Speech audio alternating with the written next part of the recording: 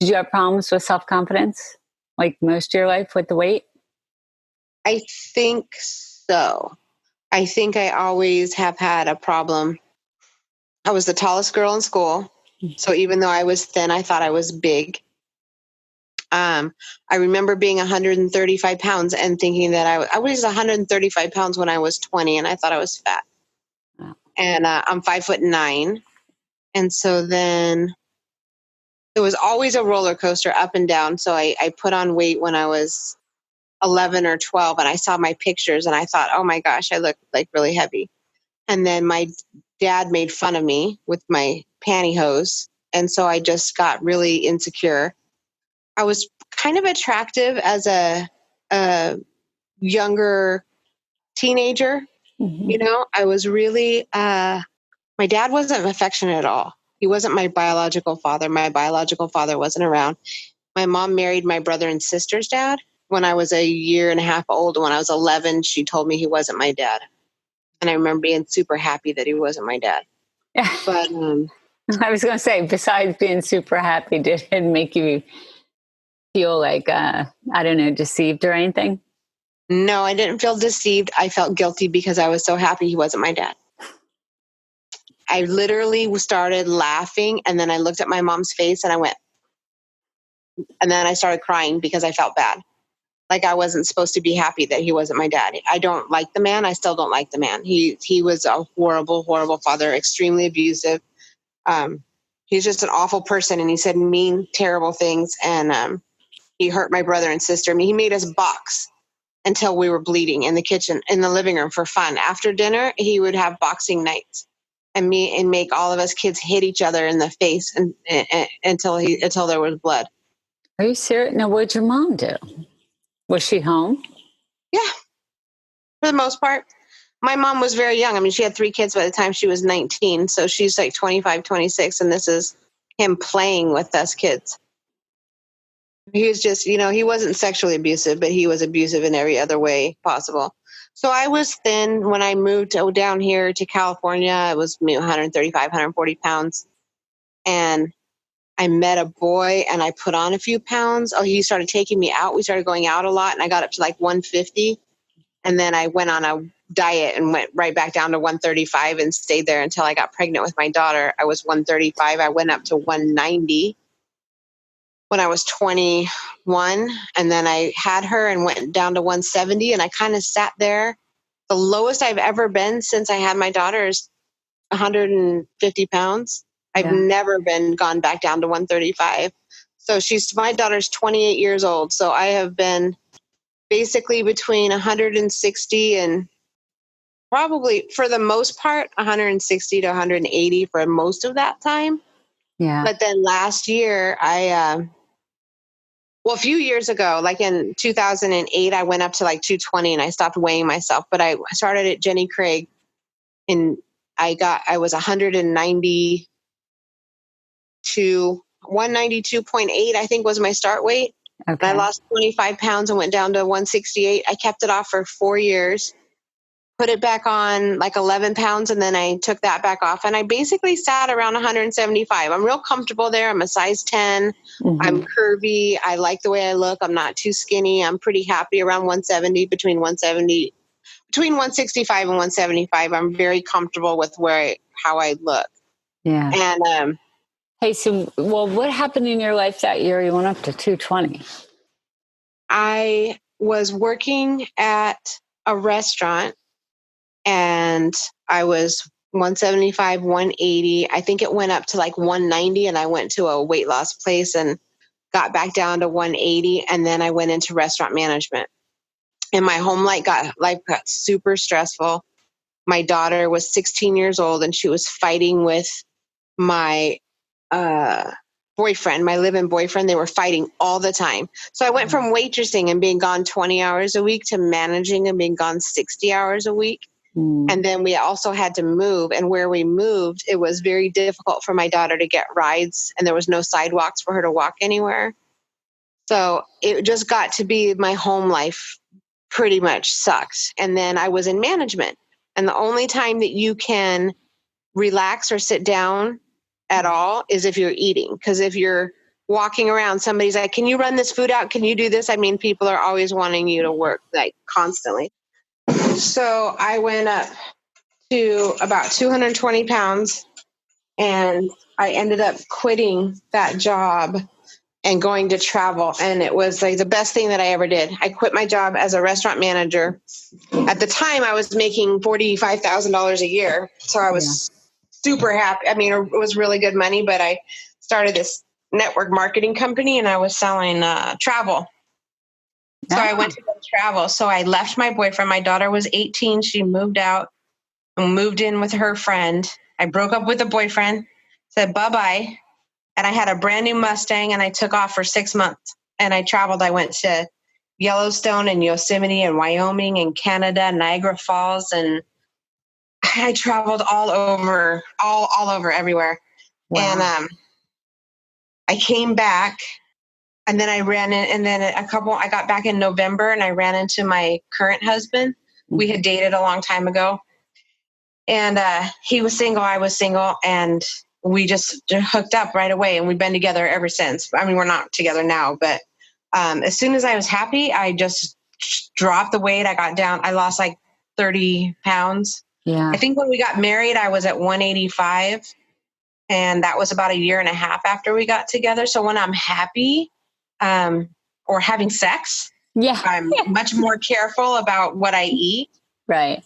And then I started working at Jenny Craig, but I felt really good about myself. I had like a lot of self-confidence. I wasn't feeling bad about myself personally at all.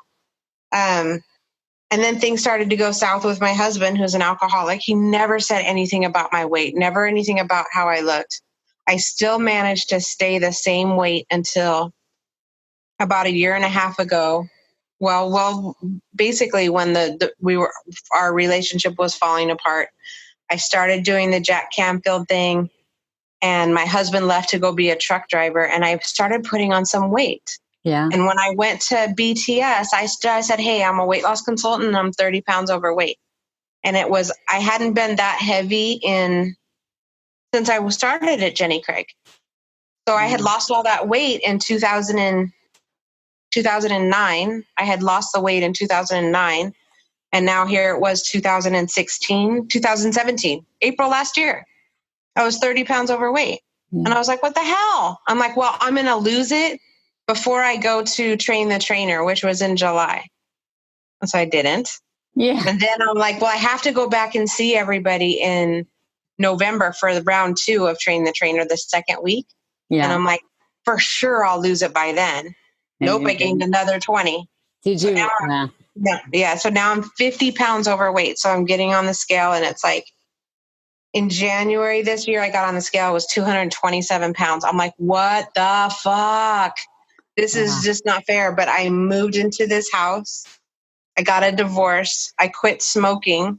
My daughter and her fiance hated this house because it was too far from all their friends. Yeah. So I had 3 dogs that I was super stressed about were going to get out of the house and run away and get hit and get killed. And I was worried they'd get out of the yard. I had zip lines running through my yard to attach the dogs to so they wouldn't jump over the fence for 3 months.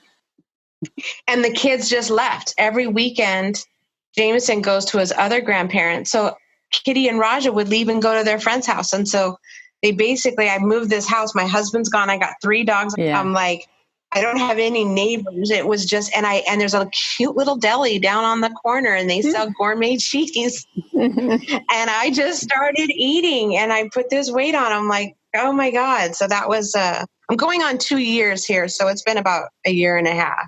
Yeah. Did Jenny Craig say anything when you gained weight? Did they give you a hard time? No, because I work at the home office and my clients are online over the phone. Right, so they don't see. Yeah. Yeah, it's just always curious. But most of my clients are up and down, up and down, up and down too. Yeah. You know, it's like people go and come back on the program because they put the weight back on. What do you find most people's reason for putting back on? Like, is it something that happens in their life? Or most people put the weight back on because they think that the way they eat is temporary when they're on the plan. So they get on the plan and they get to their goal. And then once they're at their goal, they go back to eating the way they used to eat. They don't change their behavior. they change it temporarily till they get to their goal. Yeah. And so with me, I feel like I don't drink soda anymore. I've cut so many things out of my diet. I don't think I eat badly compared to how I used to eat, when I was younger. I think it's a combination of lack of exercise. I don't do any activity. I don't go for walks, don't go for runs, don't go do all that stuff, which would help if I burned more calories. And I go too long without eating. And so I know. I do that too. And I used to tell my patients all the time, like, no, eat small meals every 2 to 3 hours, maintains your metabolism.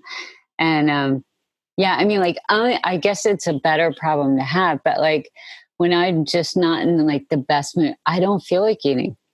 Yeah. Like, I just don't, some people are stressed when they eat. I just don't eat. Like I have to go tonight, right before I called you, I'm like, I have to eat something today. So I had a salad, but like I could have gone, and just forgotten about it. Most of my clients are emotional eaters. Most people are eating because they're mad, sad, happy, or glad. They're eating not because they're hungry. Do they substitute a behavior, like a healthy behavior? Yeah, if you take the behavior away, so let's say every night after dinner, you make a bowl of popcorn and go sit on the couch and watch TV and eat the popcorn. Yeah. So if you're on a diet, you're not going to do that, right? So you just stop doing it.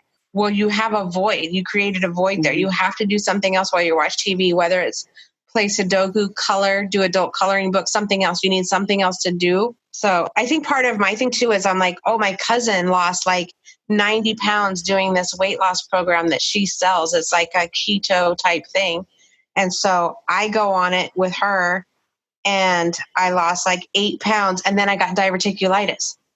Oh. And so I thought maybe it was from eating like all the nuts and stuff I ate. So then I went off from it and went back to eating regular, except in January, I went on Jenny Craig's Rapid Results and I lost 17 pounds in January. I went from 227 to 210. So right now I think I'm pretty.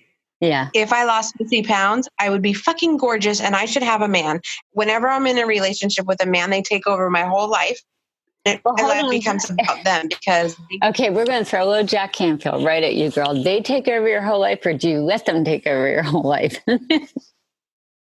Oh, yes. I let them. I get so... I do too. I get so caught up in that relationship that whatever they want, they get. So I did a double protective spell. I put 50 pounds on and I'm a Capricorn and so I'm extremely loyal. So I just filed for legal separation from my husband. There's a reason for all of this because I don't want to be in a relationship with a man. I want to build my business. I don't want the distraction of a man. I don't want a man to be more important than me ever again. And I'm just having that awareness very recently. But I think, because I get that.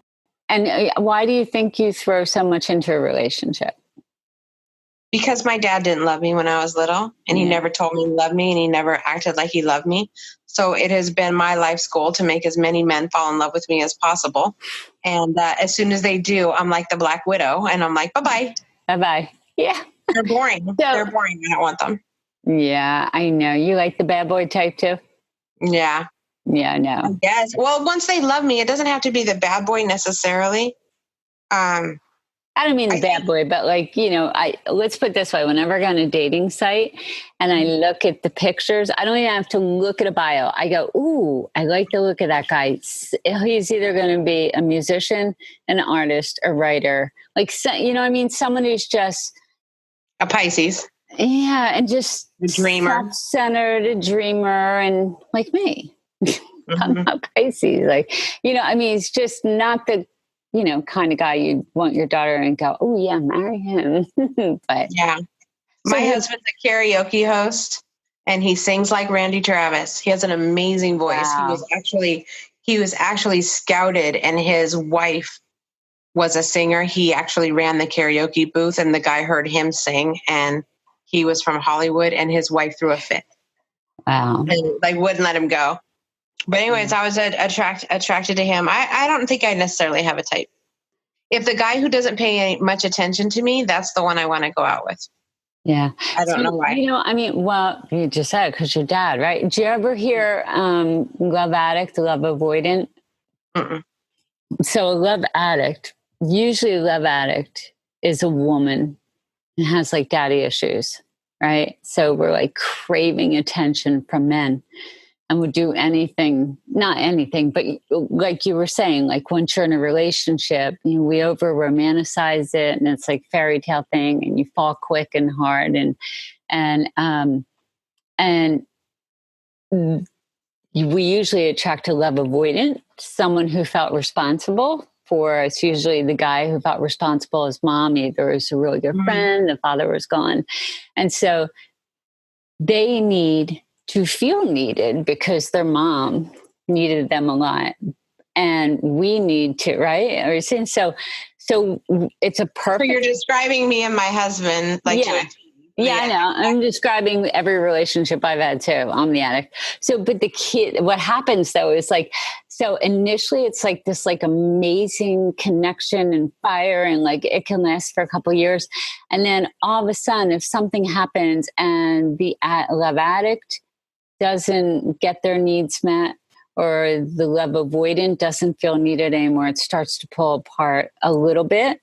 Mm-hmm. And as soon as the addict, like I did this before healing. I mean, it was like a panic going, oh my God, no, he's going to leave. Like, I didn't even know Right. why. Like, but as soon as the addict does that, the avoidant goes, oh man, like, I like being needed, but not this much. And they back away. And then as soon as the addict like parts back away, the avoidant, I mean, it's like this. I'm writing this article one time going, oh my God, this is my whole life. And I did this to my son and holy shit. I'll Yeah. send you that article too. But it is like, I think after doing all this personal development work, my advice to any, particularly a woman, a girl, would be that do not get into a relationship until you're at least like 24. I mean, because the biggest misnomer, I think, is like, what was the movie You Complete Me? What was that? Jerry Maguire. Like that's crap. Like you want to be completed before you go into a relationship. Yeah. But I mean, that's not going to happen. The person you're in love with when you're 20 is not who you're in love with when you're 30. Yeah. And certainly not who you're in love with when you're 40. I can't even imagine being married to my daughter's father.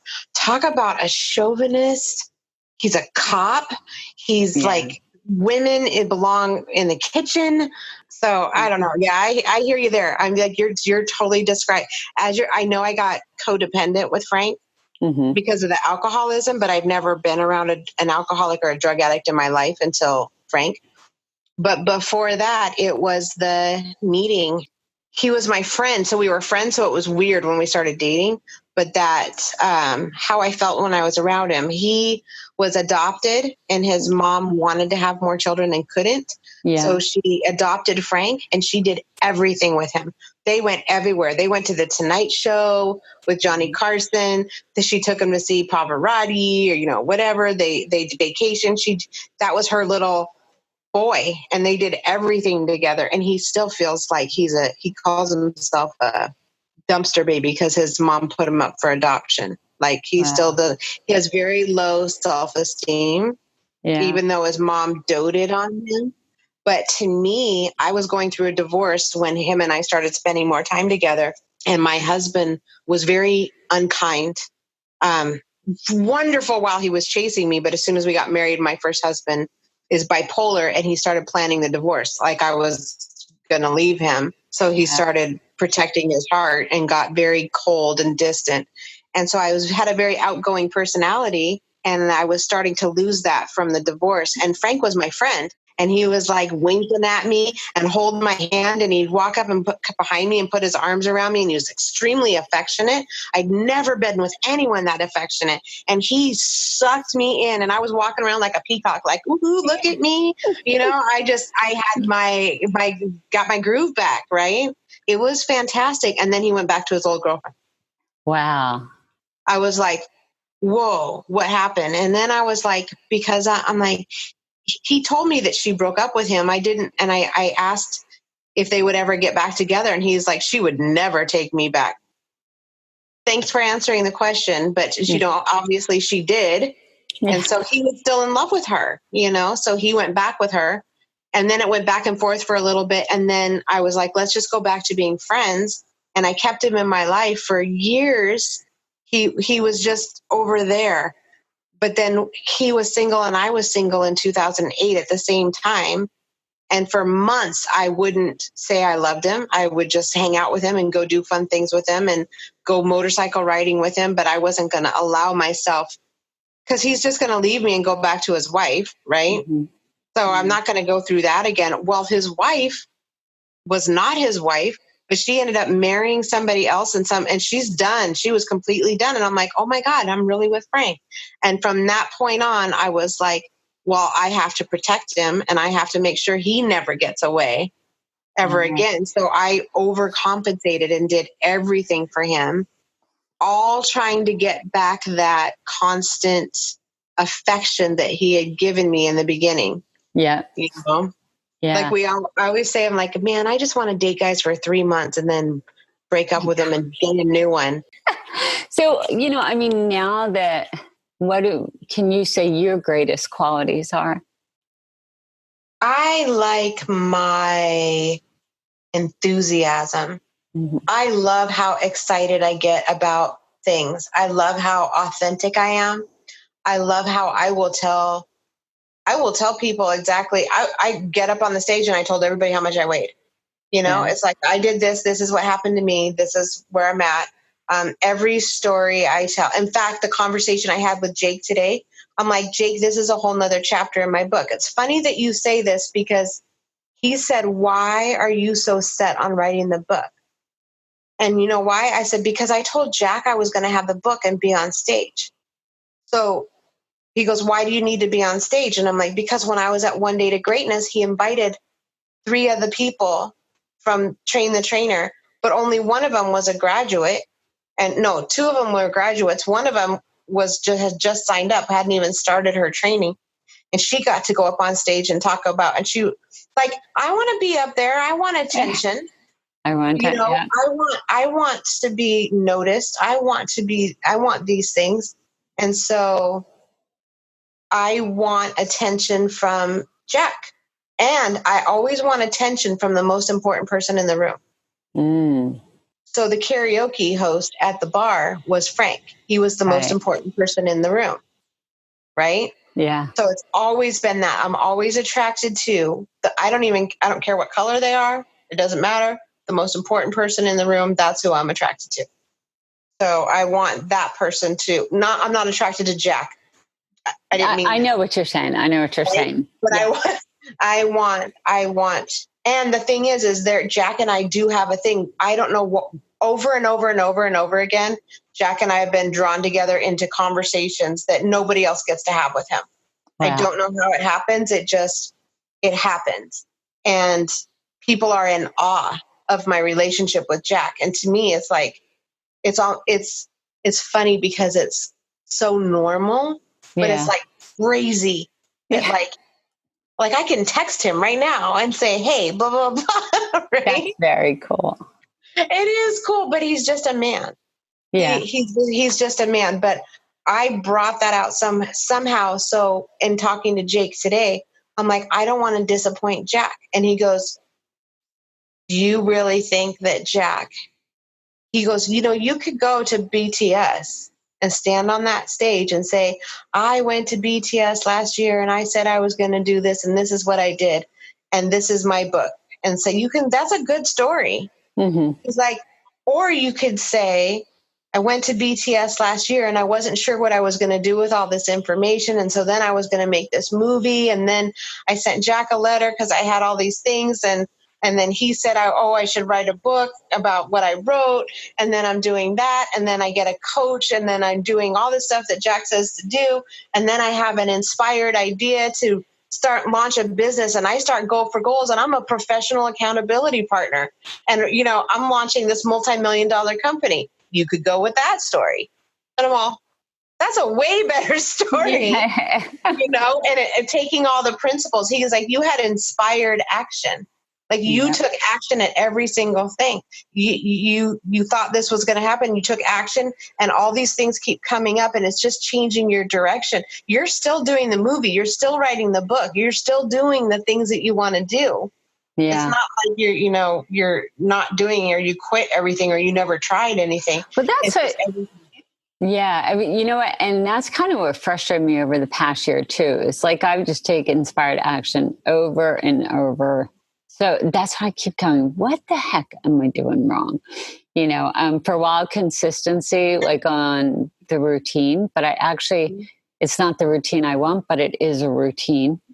I get up every morning at like 6:15 and walk. I'd rather do walking, phone game there, walking, yoga, and weights. But for now, it's like, an hour of walking in the morning. You know what, though? Why do you think you're doing something wrong? I don't know why I assume. Because the way I feel inside. Here I was talking to my roommate after I wrote that text in there. I told her about it and she looked at me and she goes, that's crap about doing the like reverse psychology and saying that, when I grew up, all that negative stuff propelled me to, do better. And it's not crap. It's not crap because it makes sense. Because you were a fighter. And when you had somebody telling you you couldn't do it, you had to fight them so much to prove that you were important, because we all want to feel important. Yeah. Right. So you're fighting with them. And now you don't have anyone telling you that, so that you don't have that push or drive or whatever it is that was making you go there. I was going to say whatever it was that made me fearless. Yeah. Now, do you feel fearful now? Yeah, I do. I feel I'm missing the connection. I think a lot of what I've been doing the past year is I'm inside. I took away my strengths. Like I'm not on the streets in the city anymore, and I don't talk to people left and right, and I don't sit on the ground and talk to homeless, and I haven't done that much in a year. And when I do that, you want to? Yeah, I do. But then something stops me from getting up and driving into the city and paying for parking. And I go, this looks stupid. I'm going to go look for people to connect with. And usually, to be honest with you, I don't have to go in the city. I just have to go. So I'll just go somewhere, because I inevitably end up talking and hearing somebody's story, whether it's a Starbucks or Panera or something like that. I think, like I said in the beginning, that I took away my identity. I stripped it away. I stripped away everything of what I was. Might have been a little too much change. And so everything happens for a reason. It felt right at the time. And so the fact that you're feeling the way you're feeling now, all that is a sign. It's feedback. Remember Jackson about feedback? So right now you're getting feedback on what you've done. So maybe change your course a little bit. Yeah. So the thing is you quit your job, you made all these changes, but you're not trying to start a business. So you just maybe lack a little bit of, maybe it's direction. I think maybe being clear why you're here, like what your purpose is, and then try different ways to get to that purpose. Yeah. Your goal is to share ACEs with as many people as possible. Yeah. Then start building your tribe. So there's multiple ways to do that. You try one way. If it doesn't work, try another way. If it doesn't work, try another way. It doesn't work, and focus on that. And you can definitely, I think it's very exciting, the stuff that you have to share. Yeah. Because I haven't taken time. And I think that's part of what it is too, is I'm exhausted. I'm tired. Like I've been busting my ass for a year and a half, like just 16 hours a day, and I'm tired. So ever get that way? Like you have no life. You're exhausted. Yeah. And here's another thing. Apparently I don't feel that I need to have that much rest, because if I'm not in a constant state of panic, I don't seem to, so I've been working overtime shifts for my overtime shifts were expiring in May. I was only allowed to work on Sundays, January, February, March, April. And then at the end of the April, they decided they could do another month for May. But at the end of April, finally, I'm going to have weekends off. April 27th, Jake goes, you should totally start this business. So what do? Now, all of my spare time is like getting clients and trying to learn how to do stuff on the computer, which I don't know how to fucking do. And it's like, so I'm trying to teach myself how to do Aweber and MailChimp and send out automated emails and, launch a business and do all this stuff. And so from 7 to 9 in the morning, I have clients. Yeah. And then I get ready for work, and then I go to work, and I work from 9. I leave my house at 9:45, and I get home at 7:30, quarter to 8. And so then my downtime would be at then, but no, I'm writing a book, right? Does it, do you feel good doing it, or do you get tired doing it? I feel really, really good in the morning making my phone calls. Yeah. So my alarm goes off at, I joke that I put 6:33 because 6:30 is just too early. Yeah. So my alarm goes off at 6:30. I changed it. It goes off at 6, and I listen to my neuro gym until 6:30, 6:35. I get up, I go in the kitchen, I make a pot of coffee, I empty the dishwasher, and I'm all thinking about what I'm grateful for. I have my first call with Lisa at 7. I have to have she's my accountability partner also. Yeah. So it's not just me doing her. I have to write out what I'm going to do, but I'm super excited about that part. And then usually around 8:30, it's like mastermind call, a call with Jake or something, or I have from 8:30 to 9:30-ish to get ready which I could go exercise. But no, anyways, and then I get ready for work, and I'm done. So I'm very excited in the morning part. When I get home at 7:30, 7:45, I don't want to go over and sit in front of the computer. I don't. Yeah. And it's funny because what I found is that's my key, if I'm on target or not, is how I feel I'm doing it. Mm-hmm.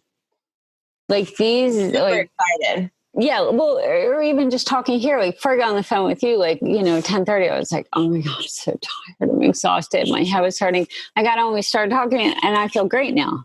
Yeah. When you look in the mirror, and I don't mean physically, but who's the woman you see when you look in the mirror? That's a hard one because there's just so many faces. It's like I'm a mom, and I want my daughter my mom had me so young. Mm-hmm. And I just wanted to be a better mom to my daughter than my mom was for me. What would have made you a better mom? I don't think that necessarily there's anything wrong with my mom's parenting skills now that I look at it, because I turned out pretty fucking okay. I think that, I don't know. I think I've heard it referred to from Capricorns also. Capricorns always, when people break up with them or stop hanging out with them and are not their friends anymore, they're like, I was so nice to them. I don't understand why they don't like me. And that's a big thing for me. I have a big need to be liked. Yeah. And so if my daughter is not nice to me, I take it extremely personally. And it's very, very hurtful to me. And I think I would never talk to somebody that way or treat somebody that way. I tend to not have people in my life that are shitty. I think that I'm a really good grandma. Like, I love being with Jameson. I love the hugs and the attention and the affection and it's so funny. First of all, I see myself way younger than I am. Mm-hmm. So it's crazy to me that I'm 49 years old. It's like, oh my God. Yeah, that's a hard question. It's like, who do you see? It's like when you look in the mirror. So I have a mirror problem. Yeah, me too. Yeah, I don't look in the mirror. I do now. I'm better now. Yeah. I mean, I spend maybe 15 minutes now putting on my makeup as opposed to 5. And Jack got me over that, but that was the why bother mirror exercise. I just started 2 months ago, signed up at ITAN, so I can go in and get regular like spa facials and get my nails done and I started getting waxing. I've never had waxing. Yeah. Like, oh my gosh, it's just the first time for my 49th birthday, I got a bikini wax. I've never had one before. Wow. You see, now that's since I started all this work a year or so ago, I've stopped taking care of myself. I'm just now taking care of myself. Yeah. So the mirror work, I can look like if I get right up so I see my eyes, I can stare right in my eyes. I just can't see what happened to my face for the past year. So I don't think that's more of a vanity issue than like, because I can stare deep and like, do mirror exercises. Although I find they're more impactful for me sometimes. I write them occasionally. One day I did Lisa Nichols has one that does you forgive yourself for, you are proud of yourself for, and then you commit to yourself. And so I did I forgive you for, there were like 37 things I had to forgive myself for. Only 2 of them were things I did to other people. Mm-hmm. It was all the crap, I forgive you for like being so hard on yourself, and I forgive you for this. I'm like, at the end, I'm like going, yo, shit, that's a big list, for not things I did to anyone else. You were mentioning with the boxing, did you ever talk to your mom about that? Or like, you just kind of went, it is what it is? Or do you think you're holding on to anything from, and I'll tell you why I asked that. Because in the interviews I did a long time ago, the first ones, I found that, and we talked about this, I think that if a mom doesn't have a daughter's back, it really impacts her more than even like women I talked to who were sexually abused by the mother's boyfriend, a father, like a close man in the family. They could forgive the man. But if the mother did not have the daughter's back, if the mother believed the guy over believing the daughter, the young daughter said they were, that can destroy a woman. So I always thought it was the men. It's not. It's the mom getting the daughter's back. I think that in the conversations that I've had with my mom being so young and having the 3 kids, I don't remember her being in the room or watching us boxing. It's very possible that those things happened when she wasn't at home, but she was almost always at home. So she was our protector. For the most part, when she was home, bad stuff did not happen. Yeah. But she would come home from her mom's and us kids would be in the corner, and we'd been there for hours. Since basically she left, he made us all stand in the corner, and then he would go to work or go to out to lunch with his buddies, and we would all be in the corner. We'd be scared. He was 6'4", 260 pounds. We were not going anywhere. Yeah. We would be standing in the corner. She would come home and lose her shit. She'd be yelling at him. How long you get these kids standing in the corner? Never heard them fight, but she always, I feel like only one time I remember her getting us in trouble, and I was so mad. She was mad at us. Somebody mouthed off or did something, and you yelled at us as she walked into the living room. Mm-hmm. So he was like, what's going on in there? So she told him, and we all got in trouble. One time, I remember that we got in trouble because she told on us. Yeah. But for the most part, she was our savior. She was our protector. Bad stuff didn't happen as much when she was around. Yeah. So I don't feel that way. As I got into my teen years, she was very competitive with me. So now remember, my mom's only 15 years older than me. Yeah. So she's in her 30s. Yeah. Yeah. She's in her 30s. And it's like, I saved up money and bought a pair of stonewashed jeans, and my mom bought 3 pairs and the matching jacket. I got my hair done. My mom did her hair done the same way. And my mom wanted to hang out with me and my friends. And we moved to California, and it was just when I was 16 and my mom was 31. We moved to California, just my mom and me. So there was some stuff. We had some issues. My mom and I didn't talk for 10 years. Wow. Finally, my brother has some mental health issues. Mm-hmm. But for the last 4 years, he's been living at my mom's farm, and he lost custody of his son because there was people following him and driving by the house, and he got super paranoid, and his wife filed for custody. But a lot of the stuff he was saying was true. So half of what he thought was happening really was, and the rest he was making up in his mind. So my mom is wealthy. and my brother reached out and she helped him. And so I can't help him. I can't financially support him. And so we ended up talking only about my brother.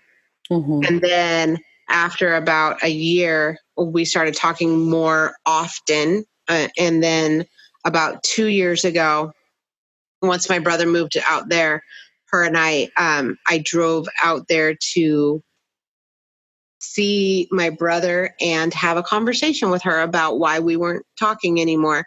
And she throws herself down on the bed and she overreacts. And she's the person that gets in the car and just drives off, and she won't talk or she won't acknowledge anything. Or it's like, do you not see how hurtful that was, that you tried to say I was a bad mom and you tried to get custody of my daughter to my ex? Like, any of these things ring a bell, that you thought you'd try to just come and get my daughter and move her to Washington without consulting me? You figured you guys had enough money that I wouldn't be able to bring her back? Like, all of these things. She did horrible things. And my mom just cried and cried, and she doesn't have any memory of those kind of things. And so finally I said, you know what, how about this? You're obviously not going to give me the apology that I'm expecting, because you don't think you did anything wrong. And so I want to have my mom in my life, and I would appreciate it if we could just agree to disagree and we could start over from a different thing. And so I held my hand out and I shook her hand. I said, hi, I'm Trina. Oh, that was awesome. That was quite big of you. Since then, ever since then we are, I mean, at this point, my daughter's 26 and I have a grandson. So chances of my daughter running off and not speaking to me and me, or my mom having that kind of power and influence in my life is gone. And now she's become one of my biggest supporters, and she's helped me out quite a bit with this thing. She reads a lot of Jack behind my back, so she puts it on me. She's like, because she'll say something which is straight out of the Success Principles, and I know where she comes from. So she's trying, because it's still her competitive thing with me. Yeah. So her and her husband are both going to BTS, but not because my mom needs it, because Fred needs it, her husband. Yeah. He has some stuff from a childhood that he needs to go. But I think she was molested when she was a child by her dad. Yeah. And she doesn't want to admit it or talk about it. And it's a block for her. And I think but I've been able to, I forgive her. She did the best that she could with the limited skills and knowledge that she had at the time. Yeah. Well, you know what? And that's, I realized that I don't think I was ever angry. I was more hurt by my ex and my dad. And then I realized one time, not with my ex, but him too, but really with my dad, I went, you know what, man, they never fixed their childhood. Like it's just a child raising another child. Yeah. I did it with my kids, and I love my kids. I was a great mom, but I made my son a codependent. My ex traveled all the time, and my son talked at 18 months old. So by the time the poor kid was 3, we were having adult conversations left and right. Yeah. He grew up way quicker than he had to, because he was smart and he always liked to talk, so we all But we all do the best that we can. Right. At the time. If you would have known that you were messing up your kid, you wouldn't have done it. No. I wouldn't have. How would you define love? Love. When I guess I feel that love is unconditional. I think if somebody really loves me, they make an effort, or if I remember walking inside a grocery store with a boy, and he turned around and looked at me and he goes, who are you talking to? And I'm like, what? And he goes, do you hear what you're saying? I don't know why you're talking to me like that. I would never talk to you like that. And I was like, oh my God, I'm so sorry. I didn't even realize that I must have snapped at him about something. Oh. He wasn't being vicious. He wasn't. Yeah. So here I think that I'm like the perfect girlfriend, and I'm always nice, and but sometimes I'm not. Sometimes I'm snotty. So I guess I would want, if somebody loved me, I would want them to say something if I was doing something that was, I guess I want somebody to call me on my shit too. You know what I mean? So Yeah. I don't mean to be, I don't want to come across as being shitty. Yeah. Yeah, you don't. We know it's funny. Sometimes I am though. Sometimes I'm just in a bad mood. It's okay. Vulnerability, strength or weakness? I think it's a strength. If being vulnerable really, it helps people relate to you. Mm-hmm. And I think that a lot of times in my life, I haven't been very vulnerable. I don't want people to know how much I need them or how much they've hurt me. I'm also the oldest child, so I'm the strong one. So I don't show the emotions. I'm the protector, Right. always been the protector. And it's really hard for me to be vulnerable. It's easy for me to be authentic. But vulnerability lies in there somewhere too. So I can be authentic and tell you that this is a story and this is what happened and all of these things. But when it comes down to feelings, when I have to say how I feel about something, that's hard for me. So vulnerability, it's hard to say. I'm like, wow, here I'm sitting here saying I'm authentic, but then I show my feelings. That's not very authentic. Well, no, I mean, authentic, I guess authentic, I think is like you're who you are and you are who you are and you're not worried about what other people think of that. That's what I think authentic. I mean, when I think of the term authentic, to me, vulnerability means you're putting yourself out there and you're risking the people will judge you. Like at BTS, like I'll stand up and tell everybody what I'm going. I'll stand up and say I'm a weight loss consultant and I'm 30 pounds overweight. I'll stand up and say in front of the whole group and be the example, of whatever it is. It's like, well, this is my story and this is what happened. And it's okay for me, for people to know my story. I think that I'm an open book. I will share everything with you. Yeah. But to say out loud or admit that I need a hug or to cry, to show my tears, that's another thing that was, if we cried when we were children, we got hit more. Now, I've never had a problem saying, I need this. I'm feeling this way. I need this. My problem is I never got it. Rarely. With my son, I did. He's a hugger. He's a kisser. But, and same thing I'll say to Jake is, I contact like all these people and I don't mind no. What I mind is like just not acknowledgement. That's my trigger. You know what I mean? And it's like, I'd rather people tell me no 100 times a day than just continually ignore you. And that was a trigger in a relationship too. It's like, I don't like that being ignored. I don't like, I don't understand the no honesty. Like, but sometimes I think like a child, like it's just so like, why do people have such a hard time saying, you know what? I'm really in a bad mood. I don't want to talk right now. That's fine by me. I totally get that. Or like my son had a performance and it was the first time he had had a performance for a while. And so he was going down, he said to watch a friend of his who was in band. I said to him, are you singing? He goes, no. I said, maybe I'll go with you. He goes, no, you don't want to go.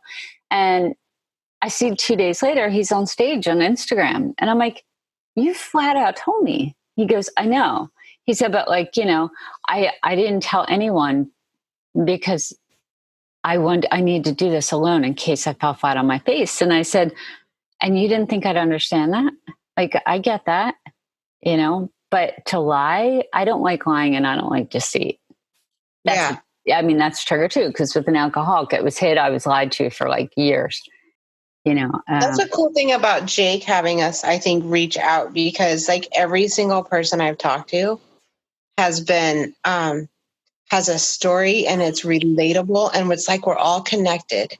It's like it's the things like we feel like alone. Like I went to BTS in Philadelphia and everybody's on the East Coast.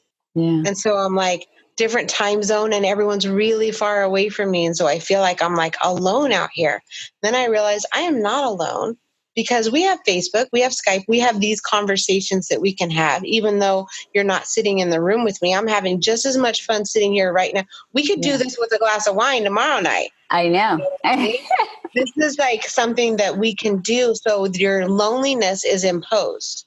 Yes, It is. It is. Well, that's what I'm saying. During this process, the people I've met is amazing. Like I have these conversations with someone I know from London and someone from, she lives in Pakistan, and then somebody else from Bahrain. I mean, it's amazing. Like I've never had friends poor, you know? Yeah. I need to get over. Yeah. I just need to believe in myself and not be afraid of how successful I could be. Yeah, so that's what I mean. I mean, they talk about it over and over and over. It's limiting beliefs. You have limiting beliefs. I have fears that I'm not good enough. I have fears that, like all of them. And if you go to any BTS, any event, they're talking about, even in the Aladdin Factor I'm listening to right now. But he's talking about, why people don't ask.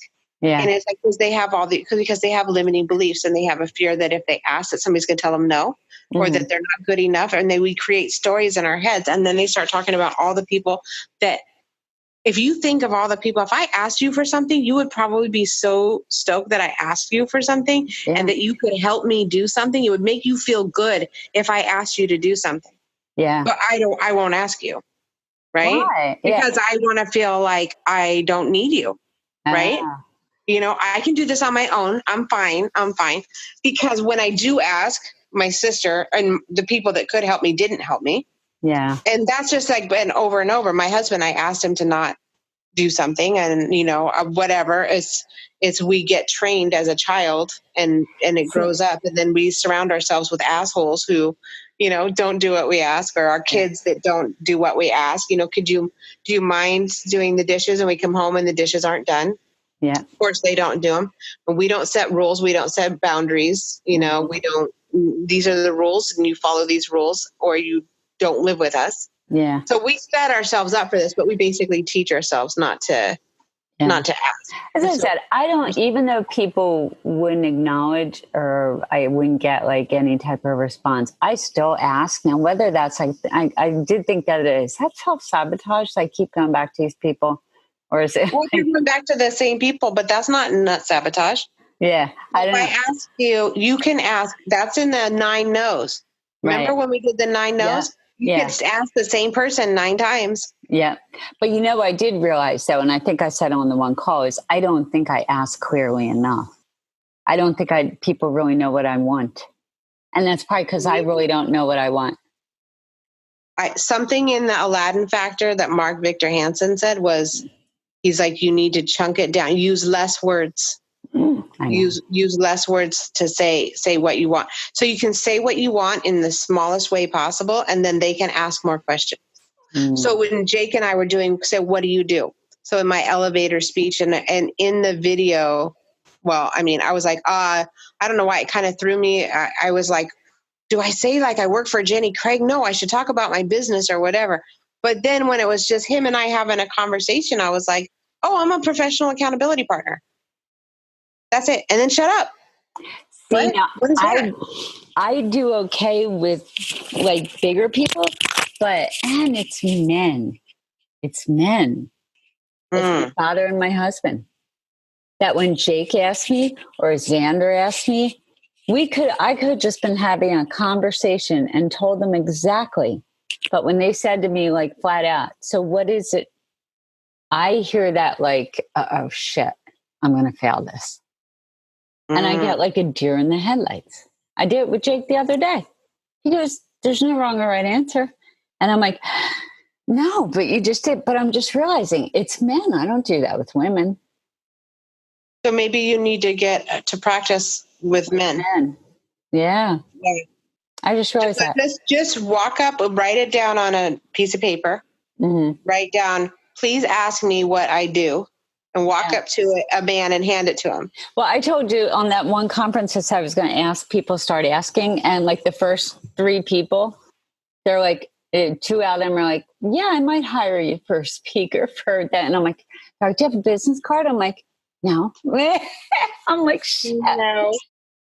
All right. This was awesome. Thanks. Have a wonderful night. You too. Bye-bye.